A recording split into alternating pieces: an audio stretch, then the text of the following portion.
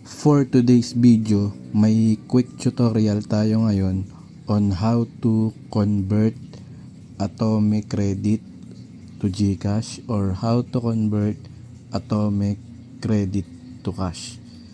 So ang dami kasing namumroblema dito kung paano daw nila maiko-convert yung laman ng Atomic Credit nila. So ganito lang guys, bibigyan ko kayo ng tips kung paano siya i-cash out. Dito kasi sa tindahan namin, nagka-cash out po kami ng Atomic Credit. Una nyong gagawin guys, maghanap kayo ng tindahan dyan sa lugar nyo. Tanong nyo po sa kanila kung nag-accept sila ng Atomic Credit, kung nagka-cash out sila. So sa tindahan namin, ganito lang yung ginagawa namin. So isang mabilis lang guys. Pindutin nyo lang po yung QRPH, yung pong scanner sa baba.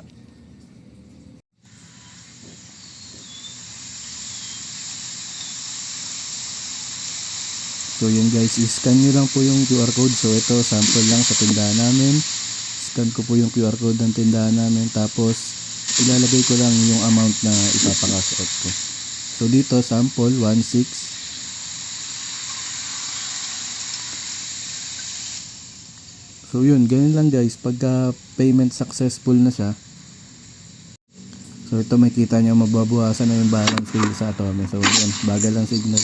So yan guys, nabawasan na siya ng 16. Ulitin ko po para lang po ito sa nahihirapan mag-convert ng Atomic Credit.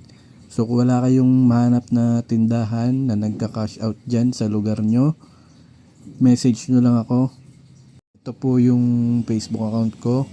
Nandyan po sa baba ng comment section yung link. So ulitin ko lang guys, para sa mga nahihirapan maghanap ng tindahan na nagka-cash out ng Atomic Credit, pwede nyo ako i-message guys dyan sa Facebook account ko.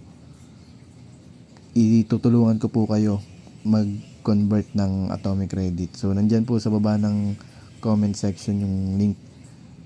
So yun, hanggang dito lang guys. Sana naturuan ko kayo kung paano mag-convert ng Atomic Credit to cash or how to convert Atomic Credit to GCash.